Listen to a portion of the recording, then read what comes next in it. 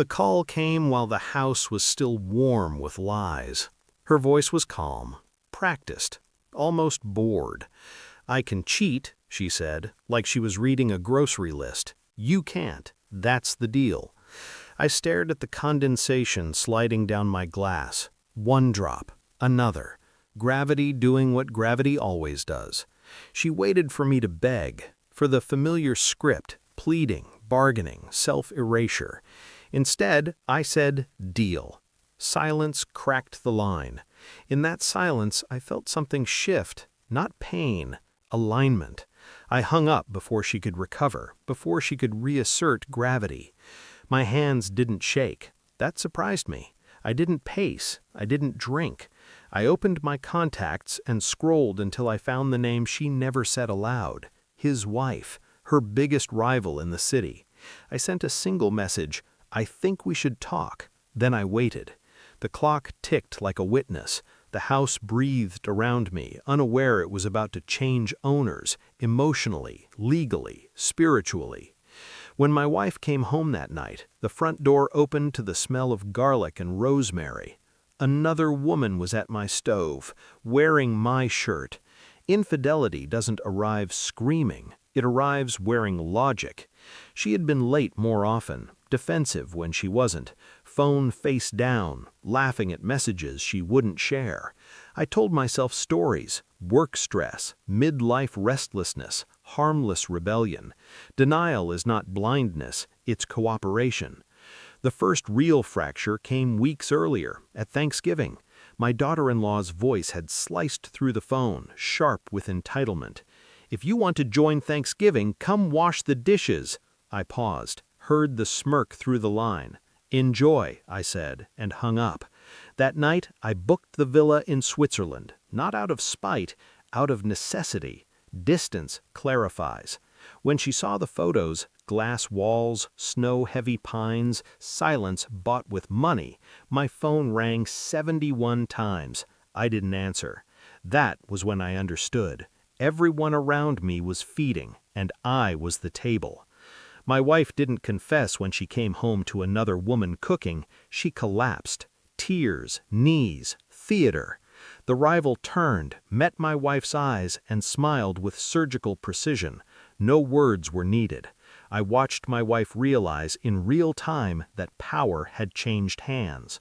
Before that night, I had already known enough. I checked records with the patience of a man assembling a weapon he might never use.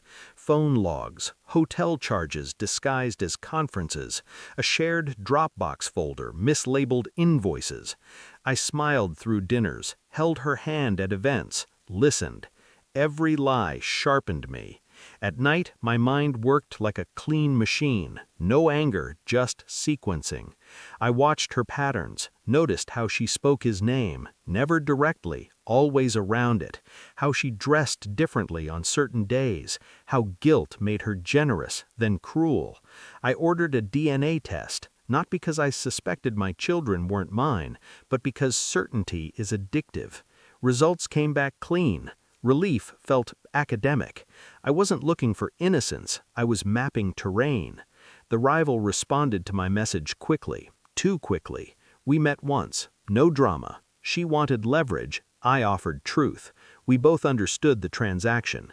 The evidence fit together with insulting ease. I laid it out one evening, not all of it, just enough. A hotel receipt slid across the table, a screenshot. A date she couldn't erase.